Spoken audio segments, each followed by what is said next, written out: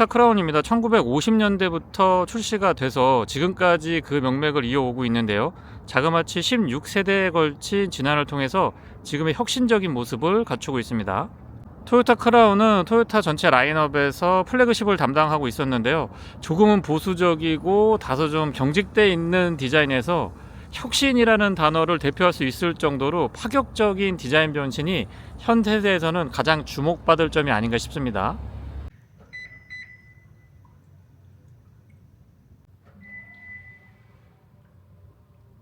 키 언락을 했을 때 별도의 화려한 세리머니는 없지만 앞좌석 도어를 중심으로 아웃사이드 미러 아래쪽에 밝은 퍼들램프가 인상적이고요.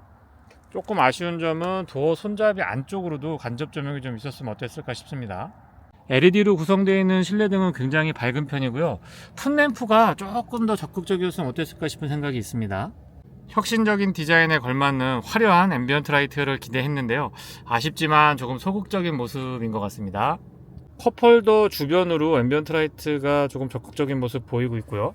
앞뒤 도어 손잡이 쪽에도 포함되어 있죠. 쿼드 타입의 LED 헤드램프는 광원의 폭 그리고 직진성 모두 다 고르게 뛰어난 편인데요.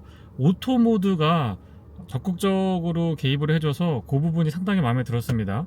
상하향의 변동 폭도 크고 상향 하향으로 전환을 했을 때의 이 조사각 변경 범위 자체도 굉장히 큰 편에 속하고요. 그리고 상하향 전환을 했을 때 광원의 폭이 줄지 않는 장점이 있죠. 상향등과 하향등 그리고 비상등까지 모두 다 점등시킨 상태입니다. DRL은 그릴 가운데까지 쭉 연결이 되어 있는데요. 가운데 부분은 DRL 역할에 충실하고 이 헤드램프 윗부분은 DRL과 방향지시 등이 그 기능을 같이 하고 있습니다.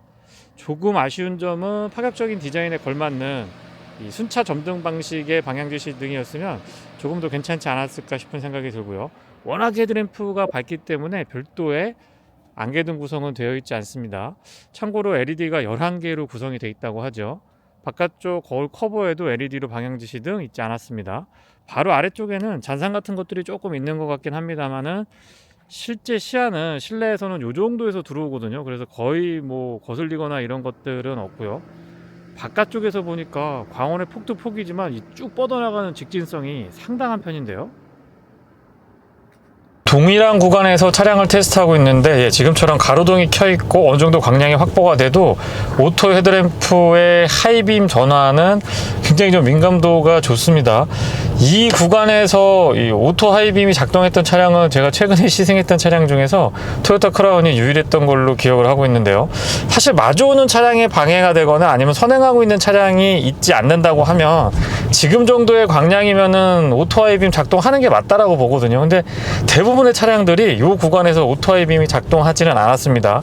하지만 토요타 크라운은 정확하게 작동을 해주고 앞에서 마주오는 차가 있으면 빠르게 전환을 해서 아래쪽으로 내려주기 때문에 이런 부분에서 오토 하이빔의 작동이 굉장히 민감도도 높으면서 조금 전처럼 위로 휙 올라갔다가 밑으로 툭 떨어졌다가 이렇게 전환되는 게 아니고요. 되게 매끄럽게 전환이 됩니다. 꾸준하게 좋은 시야 확보해주는 것도 좋지만 오토 하이빔의 이 부드러운 작동, 매끄러운 연결 같은 것들이 인상적이네요. 테일램프와 방향지시 등 그리고 번호판 보조 등까지 모두 다 LED 구성입니다.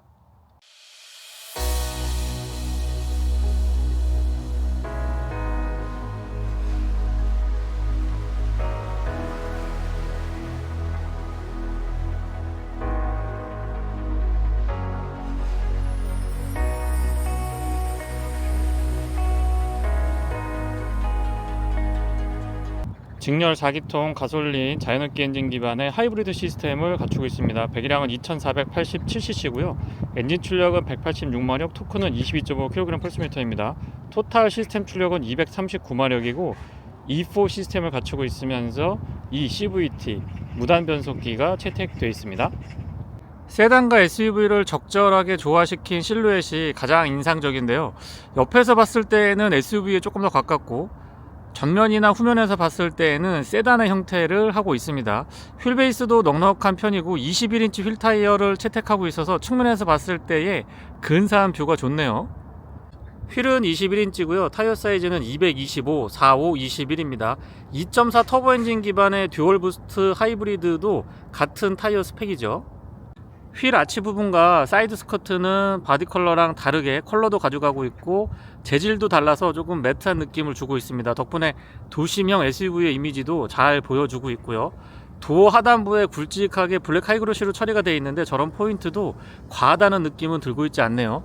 아웃사이드 미러는 전통적인 방식 A필러를 고집하지 않고 약간 클래식한 느낌을 줄 수 있도록 도어 쪽에 고정을 해 놨는데 이런 부분들 때문에 실내에서 개방감 같은 것들을 조금 더 가져갈 수가 있습니다. 그리고 A필러 쪽 커버에는 여기 보시면 에어로핀이 달려 있는데요, F1 기술에서 접목을 해서 뒤쪽으로의 공기 흐름을 조금 더 유연하게 가져갈 수 있다고 합니다. 루프가 전부 다 유리로 되어 있는데요, 오픈이 안 되는 점은 개인적으로 조금 아쉽습니다. 앞쪽에서부터 뒤쪽으로 유연하게 떨어지는 라인들이 너무 예쁘고요. 특히 C필러 쪽에 창하고 뒤쪽으로 떨어지는 라인 같은 것들이 굉장히 매끄럽습니다. 주유구 커버는 푸시 타입, 주유구 커버는 안쪽에서 버튼을 눌러서 열 수 있고요. 캡을 많이 돌리지 않아도 되기 때문에 사용이 편리합니다. 측후면 디자인도 부드러운 느낌들을 꾸준하게 보여주고 있는데요, 이 각도에서도 SUV의 느낌이 제법 많이 나죠. 후면부 느낌도 굉장히 깔끔한데요, 길게 연결되어 있는 테일라이트 덕분에 뒤쪽에서 봤을 때에 조금 더 낮고 넓어 보이는 느낌들이 있습니다. 이런 부분에서도 크로스오버의 느낌을 강하게 보여주고 있고요. 범퍼 하단부의 디퓨저는 큰 기교를 부리지 않았습니다만은 듀얼 타입 머플러입니다. 운전석 뒤, 조수석 뒤 바닥을 향하고 있기는 합니다만은 듀얼 타입으로 구성이 되어 있네요. 별도의 스포일러 구성은 안 돼 있지만 트렁크 리드 부분을 공기의 흐름에서 좀 눌러주는 그런 느낌들까지도 가져갈 수 있도록 구성을 해 뒀고요. 2.5 하이브리드 모델은 일반 트렁크인데요, 여기서 버튼을 살짝 누르고 들어 올리는 방식을 취하고 있습니다. 트렁크 공간 자체는 아무랄 데가 없고요, 안쪽에 패키징 같은 것들도 굉장히 꼼꼼하게 잘 해놨습니다. 특히 위쪽까지도 이렇게 치밀하게 해놓은 거 보면 확실히 이 토요타의 플래그십다운 모습을 엿볼 수가 있고요. 잡아당기면 2열에 등받이를 접어서 앞쪽까지 조금 더 공간을 사용할 수가 있습니다. 바닥 쪽을 들어 올려 보면은 패키징 탄탄하고요, 잘 보이지 않는 부분들까지 마감이 굉장히 꼼꼼하게 잘 되어 있습니다. 펑크 수리 킷, 그리고 약간의 공구류 같은 것들 보관할 수 있도록 구성을 해 놨고요. 손잡이도 이렇게 든든하게 잘 만들어 놔서 조작할 때 편리하게 쓸 수가 있습니다. 스마트 키는 조금 클래식한 디자인이고요, 생각보다 그립은 나쁘지 않습니다. 약간 가벼운 편입니다. 바깥쪽 도어 손잡이의 스마트 키락 언락 기능은 뒤쪽에도 준비가 되어 있고요, 앞쪽에도 지금 보시는 것처럼 음각으로 처리가 되어 있습니다. 도어 두께는 차량 크기에 비해서 두툼한 편이고 여닫았을 때 좀 치밀하게 잡히는 느낌이 좋습니다. 실내는 블랙 원톤으로 구성하지 않고 이 브라운 컬러, 짙은 브라운 컬러가 혼합이 되어 있는데 확실히 좀 고급스럽고 좀 편안한 느낌, 그리고 관리할 때도 왠지 부담이 적을 것 같은 그런 구성입니다. 썬루프가 루프면 전체가 유리로 구성이 되어 있는데 틸팅 기능 같은 게 있었으면 훨씬 더 좋았을 것 같다는 아쉬움은 살짝 있습니다. 도어 디자인은 왠지 렉서스가 생각이 나고요, 깔끔하고 소재에도 신경을 참 많이 썼다라는 느낌을 받게 됩니다. 참고로 2.5 하이브리드 모델에는 시트 메모리 기능, 이지 액세스 기능이 빠져 있고요, 2.4 터보 듀얼 부스트 엔진이 달려 있는 하이브리드 모델에는 이지 액세스랑 메모리 시트 메모리가 들어가 있죠. 윈도우 컨트롤은 올 오토 타입 적용이 되어 있습니다. 맥 포켓은 크기나 위치 적절한데 각도가 조금 더 이렇게 바깥쪽으로 빠져 있었으면 좋겠습니다. 안쪽에 마감 같은 것들도 꼼꼼하고요. 플레이트는 끝부분에 이렇게 알루미늄으로 덧대져 있어서 위에 크라운이라고 레터링 되어 있고 시트가 되게 편안하거든요. 기본적으로 굉장히 편안한데 조금 아쉬운 점은 럼버 서포트가 4위 방식이 아니고 2위 방식이라서 그런 미세 조정 같은 부분에서는 살짝 아쉬웠습니다. 타공이 되어 있는 거 보시면 아시겠지만 열선하고 통풍 각각 3단으로 조절 가능하고요. 헤드레스트가 보기랑 달리 제 체형에 개인적으로 굉장히 잘 맞아서 편했던 기억입니다. 작지만 이 쿠션이 폭신폭신해서 편안하게 잘 받쳐줬고요. 센터 터널이 조금 높게 구성이 되어 있는데 이런 부분에서 크로스오버의 느낌을 더 강하게 받을 수가 있습니다. 페달은 일반형이 아닌 오르간 타입 적용이 되어 있고 풋레스트 넓적하게 되게 잘 되어 있어요. 각도도 좋고 이 커버 되어 있는 부분들도 좋아서 이 부분은 굉장히 편안했고요. 무릎 에어백 포함해서 에어백은 총 8개가 적용됩니다. 레버 잡아당기면 본인 오픈 가능하고 틸팅 앤 텔레스코픽은 수동 레버 타입입니다. 버튼을 눌러서 주유구를 열도록 되어 있는데 개인적으로 그렇게 편하지는 않았던 것 같아요. 트릭 컴퓨터 조절 가능하도록 버튼 살짝 나와 있고요. 앞쪽에도 열선이 있어서 이 겨울철에 성에가 끼거나 아니면 와이퍼가 얼지 않도록, 얼었을 때도 조금 쉽게 릴리즈 할 수 있도록 그렇게 구성을 해 놨습니다. 오토 하이빔은 여기에서 버튼 타입으로 조절할 수 있게 되어 있고요. 스티어링 휠은 클래식한 느낌이 좋습니다. 그 가운데 크라운 엠블럼이 참 단순하면서도 고급스러운 느낌들을 잘 표현을 해주고 있어서 그런 부분들도 마음에 들었고요.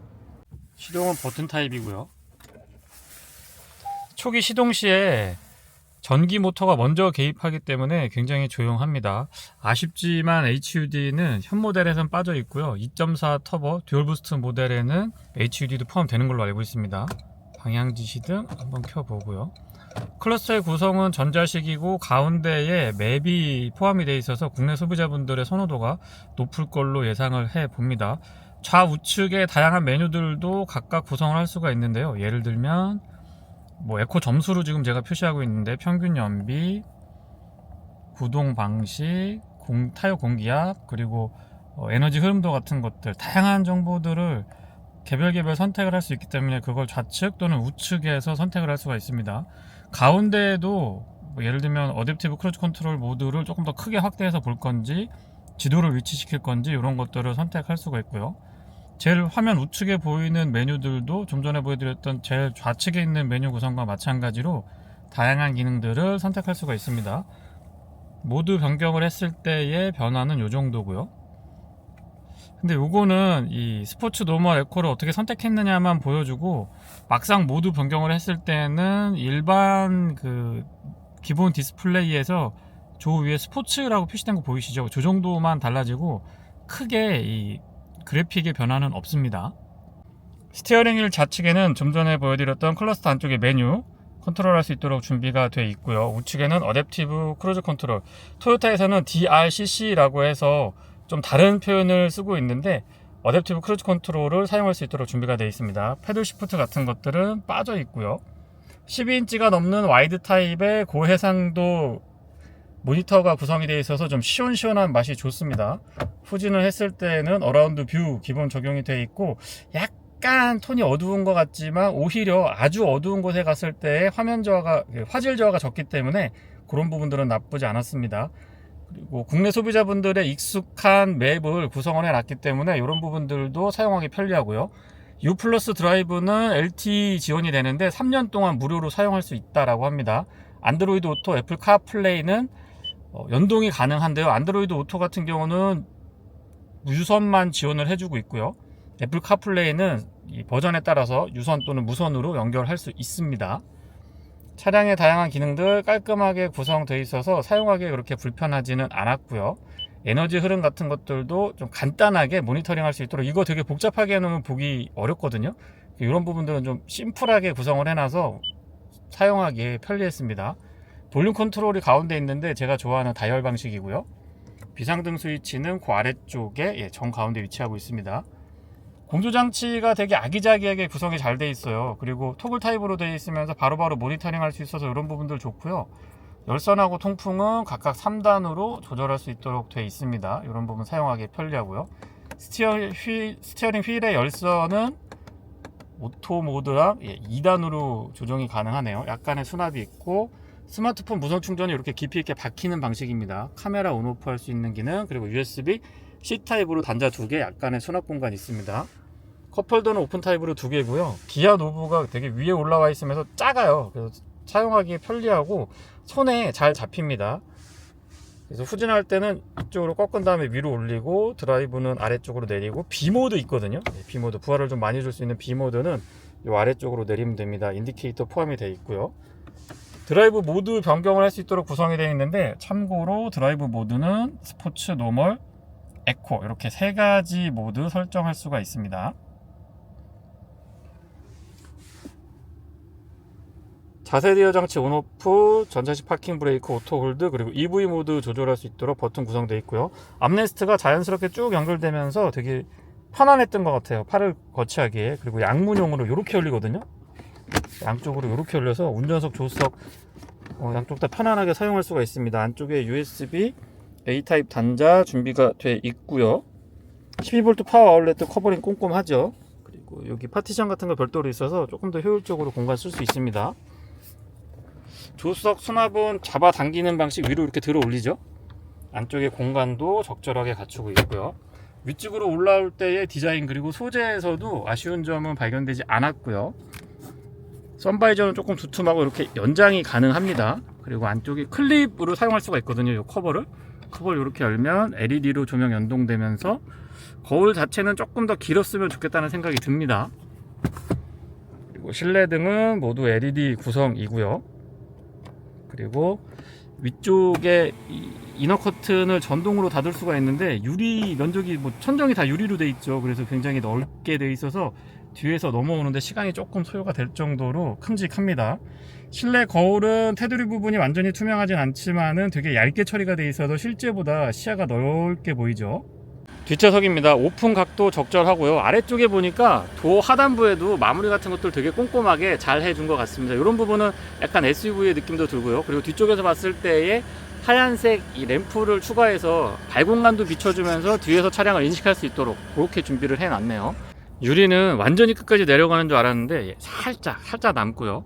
열선은 온오프만 가능합니다. 1, 2단 정도까지 조절이 됐으면 좋겠는데 온오프만 되네요. 디자인은 소재도 그렇고 보면 볼수록 렉서스가 자꾸 생각이 납니다. 안쪽에 이 발 공간이 널쩍하게 자리 잡고 있고 턱도 그렇게 높은 편이 아니기 때문에 발 공간 여유 좋고요. 하이브리드 차량들은 배터리 때문에 이 벤틸레이션을 고려해서 이렇게 처리가 되어 있는 경우가 많이 있죠. 시트는 생각보다 편안한데 등받이 각도가 1도만 누웠으면 좋겠다는 생각 들고 길이도 적절합니다. 헤드레스트 폭신폭신해서 좋았고요. ISO픽스 기본 적용돼 있고 암레스트는 이게 되게 잘 만든 것 같아요. 본연의 기능이 충실하면서 컵홀더는 사용할 때만, 이게 이렇게 오픈되어 있으면은 팔을 거치할 때 되게 거슬리거든요. 확실히 이 고급차라 이런 부분들은 꼼꼼하게 신경을 참 잘 써줬습니다. 승하차도 편안하고 에어벤트는 약간 클래식한 느낌을 하고 있는데 기능상에서 부족함은 없었고요. USB C타입으로 충전 단자 2개 잘 갖춰놨습니다. 워크인 스위치 같은 거 이 정도 가격대의 플래그십 세단이면은 좀 있었으면 좋겠는데 그런 부분들은 살짝 아쉽기도 하고요. 입체감도 좋으면서도 좀 세련된 느낌. 16세대까지 진화를 거듭한 크라운의 최신 버전을 보고 있는데요. 혁신이라는 단어가 이 크라운 내외관 디자인에서 저는 이해가 잘 되는 것 같습니다. 혁신이란 이런 거죠. 완전히 바뀌었죠. 스티어링 휠도 클래식하고 특히 가운데 크라운의 엠블럼 아주 예쁜데요. 할 때 EV 모드의 개입이 굉장히 적극적이기 때문에 하이브리드를 타고 있지만은 전기차로 넘어가는 연습용 아니면 적응용으로 굉장히 좋은 대안이 될 것 같습니다. 차량의 크기는 SUV와 세단의 중간 정도 크로스오버의 형태를 띠고 있는데 생각보다는 디자인을 봤을 때는 그렇게 크지 않을 것처럼 생각을 했는데 운전을 해보면 차량의 크기가 어느 정도는 느껴지고요. 는 공인 복합 기준으로 17.2km고 도심에서는 17.6, 고속도로에서는 16.6입니다. 실제 도심 주행 연비가 메이커 측에서 제시하고 있는 16km대 중반까지도 그렇게 어렵지 않게 달성을 할 수가 있었고요. 도심 주행에서 최저 연비, 정말 연비가 안 좋을 때는 12.8에서 13.2까지 나오기도 했습니다만 평균적으로는 어떻게 타시더라도 15에서 16 정도는 어렵지 않게 달성할 수가 있습니다. 주행을 할 때 소음 부분도 저는 당연히 너무 조용해서 이중접합 차음줄인 줄 알았거든요. 풍절음이라든가 옆에 있는 차량의 이 시끄러운 소리 같은 것도 소음 같은 것들이 그렇게 가깝게 들리지 않아서 당연히 이중접합 차음줄인 줄 알았는데 일반줄입니다. 굉장히 이 실링 같은 것들이 치밀하게 돼 있고 바닥이나 이 문 안쪽에도 MVH가 꼼꼼하기 때문에 도심에서 주행을 할 때 편안하고 정숙한 실내를 유지할 수가 있어서 좋았습니다. 중량으로 보면 아마 1.8톤 정도로 기억을 하고 있는데 1.8톤의 4륜 구동 시스템을 갖추고 있는 이렇게 좀 큼직한 차량이 17kg대 연비, 거기다 4륜구동이거든요. 좀 특이한 4륜구동 방식을 채택하고 있긴 합니다만, 어쨌든 4륜구동 차량이 이런 연비를 낼 수 있다라는 거는 정말 토요타의 기술력 인정하지 않을 수가 없습니다. 또 이런 경제적인 부분에 대한 메리트가 소비자로 하여금 지갑을 열게 하는 중요한 부분 중에 하나겠죠. 를 사용을 하면 회생제동을 최대화로 활용을 하면서 에너지를 조금 더 효율적으로 가져갈 수가 있는데요. 원페달 드라이빙까지 지원해 주는 거는 아닙니다만, 이 기능도 잘 활용을 하면 브레이크의 부하도 좀 적게 가져가면서 효율 측면에서 훨씬 더 높게 가져갈 수가 있을 것 같아요. 적응에 시간이 조금 필요하긴 하고요. 4 하이브리드 시스템은 앞쪽은 내연기관으로 엔진으로 구동력을 확보하고 있고, 뒤쪽은 전기 모터로 구동력을 확보하고 있는데, 가운데 동력을 전달해주는 축이 없기 때문에 어떤 효율 측면이나 이 무게 배분 측면에서도 조금 더 유리하게 가져갈 수가 있고요. 물론 그런 부분들 때문에 미세 조정에서 조금 더 유리한 부분도 있고, 연비에도 유리합니다. 전륜하고 후륜의 구동력 배분은 100대 0에서 20대 80까지 조절이 가능하고요. 는 맥퍼슨스터, 뒤쪽에는 멀티링크 서스펜션 조합인데요. 도심에서 주행을 할 때 뭐 크랙이가 있거나 울퉁불퉁한 도로, 롤이 좀 심한데 이렇게 다녀보더라도 흔들림이 참 잘 제어된다라는 느낌, 롤 좌우로 흔들리는 이런 것들이 정말 제어가 잘 됩니다. 그리고 21인치 휠 타이어 스펙이면 사실상 조금은 단단한, 약간 튈 수도 있겠다라는 생각을 했는데 그렇지가 않았습니다. 그렇다고 출렁출렁하는 부드러움하고는 거리가 조금 있고요. 쫀득한 느낌을 주고 있어서 아시아 지역뿐만 아니고 유럽에서도 이런 세팅이다라고 하면 크게 거부감 없이 받아들일 수 있지 않을까 싶은 생각이 듭니다. 물론 국내 소비자분들한테도 대단히 익숙한 느낌을 잘 전달해 주고 있고요. 최신 트렌드에 맞는 서스펜션의 세팅이고 승차감이죠. 인터페이스도 굉장히 친숙했지만은요, 음성 명령을 했을 때 네이버 클로버 서비스랑 연동이 되거든요. 그래서 자연어 인식률도 높고 조금 더 편리하게 사용할 수가 있었습니다. 이런 부분들은 토요타에서 국내 시장에 굉장히 대응을 잘 해주고 있다고 보여지는 부분이죠. 하이브리드 시스템은 구동력을 전달하는 가운데 구동축이 없거든요. 그리고 이질적인 형태, 앞쪽에는 내연기관, 뒤쪽에는 전기 모터로 컨트롤을 해주고 있는데, 어떻게 이렇게까지 자연스러운 구동력 확보가 가능한지, 그리고 코너링에서 속도를 높였을 때에 꽉 잡아주는 느낌들, 그래서 코너링이 일반적인 차량들에 비교를 했을 때 되게 좀 날카롭고 안정감이 높다라는 느낌을 받게 되는데, 크로스오버다 보니까 세단보다는 살짝 높거든요. 살짝 높게 구성이 되어 있어서 무게중심에서 조금 불리할 거다라고 예상을 했었는데, 전혀 실제 코너링을 해보면 전혀 그런 느낌은 들고 있지 않습니다. 드라이브 모드는 총 3가지 지원을 해주는데요. 스포츠 모드랑 에코 노멀, 요렇게는 스포츠 모드랑 다른 모드들하고는 편차가 극명하거든요. 근데 개인적으로는 노멀 모드랑 에코 모드는 크게 차이가 많이 안 났던 것 같아요. 물론 이제 노멀에서 에코로 넘어가게 되면은 이 부하 걸리는 게 조금 달라서 에코 모드에 진입했구나 라는 걸 알 수 있지만, 스포츠 모드랑 다른 모드의 편차 정도로 이렇게 좀 확연하지는 않았던 것 같습니다. 한 브랜드에서 하이브리드 시스템을 갖추고 있지만 직렬과 병렬의 장점만을 합쳐서 토요타만의 아주 독특한 하이브리드 시스템을 갖추고 있습니다. 내구성도 굉장히 좋은 걸로 글로벌 마켓에서 이미 많은 검증이 있었고요. E4 시스템 제가 말씀드릴 때 구동축이 없고 드라이브 샤프트가 없고 뒤쪽에는 전기 모터로 구동되고 앞쪽에서는 내연기관이 담당을 한다라고 했는데, 앞쪽에도 내연기관하고 전기 모터가 같이 있습니다. 전기 모터 자체의 앞뒤 출력을 비교하면 앞쪽이, 이 차는 전륜 베이스의 그 스티어 특성을 가지고 있거든요. 그래서 앞쪽이 전기 모터의 구동력 배분은 조금 더 마력이 높게 세팅이 되어 있기는 합니다. 액티브 크루즈 컨트롤은 조향 보조까지 같이 매칭이 되어 있는데요. 개인적으로는 이 느낌적인 느낌 같긴 합니다만은 약간 이 운전석 쪽으로, 왼쪽으로 조금 가깝게 운행을 해주는, 차선 유지를 해주는 그런 느낌들이 있었습니다. 이 부분은 제가 조금 그렇게 느끼는 것 같기도 한데 추가적으로 확인이 좀 필요하지 않나 싶은 생각이 들고요. 앞차와의 거리 조절은 총 4단계로 컨트롤이 가능합니다. 단계마다 간격 유지하는 것도 정확하고, 완전히 정체했다가 재출발 지원을 해주는데, 가속과 감속을 비교를 해보면 가속보다는 감속 부분이 조금 더 자연스럽지 않았나 싶은 생각입니다. 연비가 17.2km죠. 고속도로에서 16.6km인데 평균적으로 17에서 18은 뭐 어렵지 않게 유지할 수가 있었고요. 에코모드 사용하면서 80에서 100 정도 어댑티브 크루즈 컨트롤까지 써서 탄력적으로 연비를 신경 쓰면서 운행을 했을 때는 20km 연비 꾸준하게 유지할 수가 있었습니다. 19.몇 20km를 넘는 연비를 4륜구동이고요. 이 차 크기도 큰데 정말 어떻게 이렇게 차를 만들었는지 모르겠습니다만 어쨌든 요즘 같은 고유가 시대 그리고 본격적인 전기차 시대를 앞두고 있는 이 시점에서는 굉장히 좋은 선택지가 될 거라고 확신합니다. 시스템은 기본형인데요. 스피커 6개로 구성이 되어 있습니다. 참고로 JBL 그 다채널 프리미엄 사운드 시스템은 듀얼 부스트 2.4 듀얼 부스트 모델에 적용이 되고요. 한번 이 차 들어볼까요?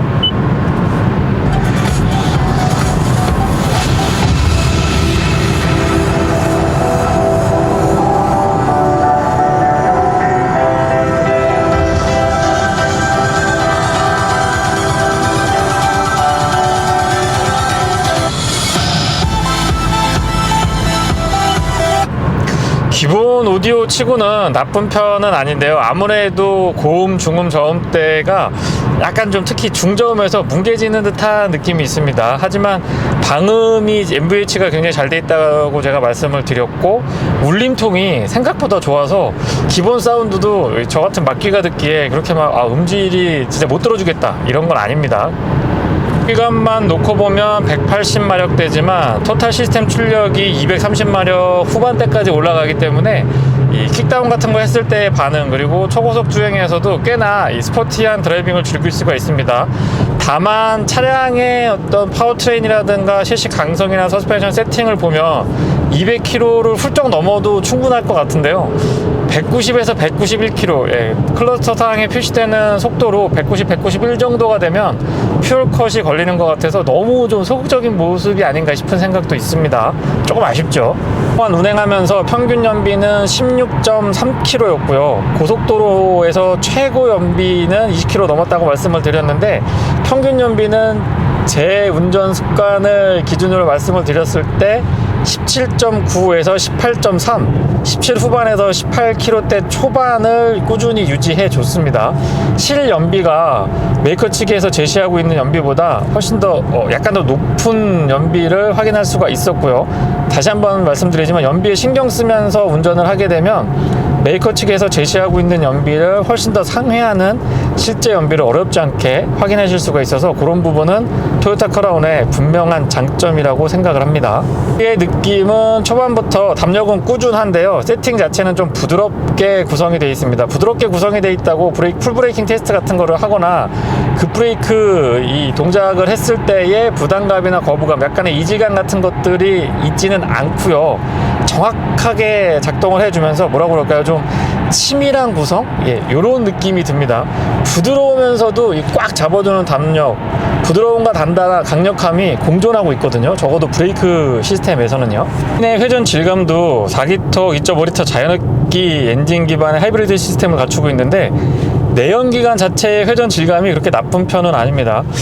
다만 이제 고RPM으로 좀 쭉쭉 치고 올라갈 때는 약간 힘겨워하는 그런 느낌이 드는 엔진 회전 질감이 남아있기는 한데 통상적인 주행 조건에서는 나름 매끄럽고 좀 꾸준하게 올라가서 그런 느낌 좋았고요.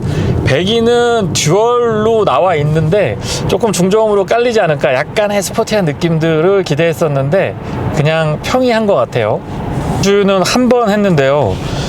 연료 탱크가 55리터로 기억을 하거든요. 근데 980, 85 정도 나오더라고요. 그러면 17km대 후반의 실제 연비라고 하는데 글쎄요, 조금 더 연비에 신경 쓴다고 하면 풀로 주유했을 때 1000km, 세 자릿수가 아닌 네 자릿수 확인하는 게 어렵지 않을 것 같다는 생각이 듭니다. 실연비가 정말 좋았어요. 포지션은 SUV보다는 많이 낮고요. 세단보다는 살짝, 일반적인 세단보다는 살짝 높기 때문에 이 정도 위치 나쁘지 않은 것 같습니다. 승하차는 편하고 또 약간 높아서 시야도 조금 더 확보되기 때문에 그런 부분에서의 편리함이 더 있고요. 부담감보다는요. 그리고 아웃사이드 미러가 도어에 고정이 되어 있다 보니까 이 A필러가 좀 끝까지 이렇게 쭉 내려가서 유리 면적이 넓어 무거워졌거든요. 그래서 실내에서 느끼는 어떤 개방감 같은 것들, 그리고 시트 포지션이 차고에 비해서는 비교적 낮게 이렇게 좀 설정할 수 있도록 구성이 되어 있는데, 그렇다고 이 주변의 콕핏이 너무 위쪽으로 올라와서 답답한 그런 느낌들은 아니고요. 딱 적당한 것 같습니다. 차가 또 장점만 있는 건 아니잖아요. 아쉬운 점들 몇 가지 말씀드려보면, 차량 가격대가 일단 5천만 원대입니다. 결코 낮은 가격이 아닌데, 물론 구성이 나쁘진 않고요. 5천만 원대 정도면 전동 트렁크는 기본으로 좀 탑재가 돼야 되는데, 그런 부분이 조금 아쉬웠고요. 트렁크 자체는 이 스위치가 좀 애매한 부분에 있었습니다. 개인적으로 그 위치는 글쎄요, 이 전동 트렁크라고 하면 그냥 뭐 넘어갈 수도 있는데, 수동으로 작동을 하는데 이 스위치가 작동 위치가 거기에 달려 있으니까 조금 불편하지 않았나 싶습니다. 그리고 4A 타입 럼버 서포트가 아닌 2A 타입이 장착이 되어 있는 부분도 개인적으로는 차량 가격대를 감안하면 조금 아쉬웠고요. 그리고 전기 모터에서 내연기관, 내연기관에서 전기 모터로 전환될 때, 글쎄요, 상대적으로 차량이 너무 조용했기 때문에 주행할 때 이 MVH가 너무 잘 돼 있어서 소음이나 진동 부분에 대한 만족도가 높았기 때문에 더 도드라진 게 아닌가 싶은 생각이 드는데, 이 내연기관하고 EV 모드가 전환될 때의 이 소음 같은 것들, 소리 같은 것들이 상대적으로 조금 더 크게 느꼈다라는 점이 있었습니다. 엔터테인먼트가 국내 차량들에 비해서 조금 약세인 거는 분명했는데요. LG U 플러스 드라이브를 적용을 해서 그런 부분들도 말끔하게 해결을 했습니다. 내비게이션과 연동, 현재 날씨랑 차량 관리도 한눈에 되고요.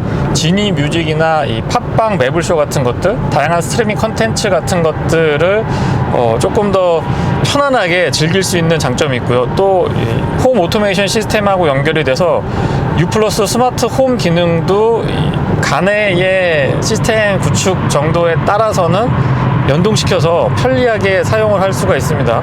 저는 무엇보다도 이 자연어 인식, 음성 인식의 인식률이 높아서 그 부분이 사용하기에 더 편했던 것 같아요. 이런 부분들은 칭찬하고 싶고요. 앱 자체가 본격적인 와인딩 로드에서 좀 터프하게 운전하고 막 그런 컨셉은 아니잖아요. 그냥 편안하게 크루징하고 도심 주행이 많으신 분들한테 참 잘 어울리는 차량인데, 의외로 코너링이 좋습니다. 이 부분은 서스펜션의 세팅도 세팅이지만, 개인적으로는 이 E4 시스템, 이 독특한 4륜구동 시스템이 되게 정밀하게 정교하게 구동력을 확보해주고 있어서, 앞 그리고 뒤쪽에서요, 배분도 그렇고요, 그런 부분들이 이 코너링을 좀 높은 속도로 진입하거나 빠져나올 때에 운전을 잘 못하는 저같이 그냥 평범한 사람들이 운전할 때도 부담 없이 편안하게 할 수 있지 않았나, 그런 생각이 들어서 제가 이 토요타 크라운 하이브리드 E4 시스템이 장착되어 있는 이 차량을 리뷰하면서 이렇게 코너링이 좋을 거라고 예상도 못 했었고, 이 부분을 리뷰할 때 두 번, 세 번씩 강조하게 될 거라고는 예상을 못 했는데, 승차감 자체도 제가 생각했던 거 이상으로 좀 범용적인 느낌도 있지만 스포티한 드라이빙을 즐길 때에도 제법 잘 버텨줬고요. 그리고 코너링이 좋았던 이유는 서스펜션도 서스펜션이지만 E4 시스템, 독특한 형태의 4륜구동 시스템 덕분이 아니었나, 그렇게 생각을 해봅니다. 에서 봤을 때 차량의 디자인이 좀 동글동글하기 때문에 실제보다 저는 좀 작게 봤거든요. 그래서 운전을 할 때 약간 좀 크다라는 느낌, 예상했던 것보다는 크다라는 느낌이 있다고 서두에 좀 말씀을 드렸는데, 국도 구간에서 주행을 해보면 또 그렇게 부담스러운 크기는 아닌 것 같아요. 아무래도 이 시트 포지션이 살짝 높아서 시야가 일반 세단에 비해서는 조금 더 유리하기 때문에 그런 부분에서 체감하는 크기는 상대적으로 좀 덜하지 않았나 싶은 생각도 있습니다. 이 노면이 안 좋은 국도 구간인데요, 여기에서 이 롤링 같은 거 제어하는 거 보면 와, 정말 세단보다도 나은 것 같아요. 어떻게 보면 세단보다도 더 나은 것 같고, 웬만한 SUV하고 비교하는 그런 승차감은 분명히 아닙니다. 전 세대나 전전 세대만 하더라도 조금은 보수적이고 조금은 뭐라고 할까요, 쉽게 접근할 수 없는 이 문화적인 차이도 있고, 그런 부분에서 망설이게 됐던 차량 중에 하나가 크라운이었는데, 물론 과거에서부터 워낙에 좋은 입소문은 현재까지 계속 전해주고 있기 때문에 좋은 차라는 거는 인식을 하고 있었습니다. 하지만 파격적인 내외관 디자인을 선택을 하고 토요타 차량들을 보면 차는 정말 구성은 좋은데 가격도 그렇게 나쁜 건 아니거든요, 국내에 들어올 때. 근데 디자인 때문에 되게 개인적으로는 좀 아쉽다는 생각을 많이 했었는데 현 세대 지금 들어와 있는 제가 시승하고 있는 이 크라운에서는 디자인도 이제 좀 자리를 제대로 잡았구나, 그리고 다시 한번 글로벌 마켓에서도 좋은 반응을 이끌 수 있고 시장을 좀 리드할 수 있겠다라는 느낌을 받았습니다. 빵지턱 같은 거 넘어봐도 정말 매끄럽게 서스펜션의 느낌, 승차감 같은 것들이 참 매끄럽게 잘 세팅이 되어 있는 걸 느낄 수가 있죠. 네, 이상 토요타의 플래그십 세단 크라운 하이브리드 모델의 시승기를 마치겠습니다. 고맙습니다.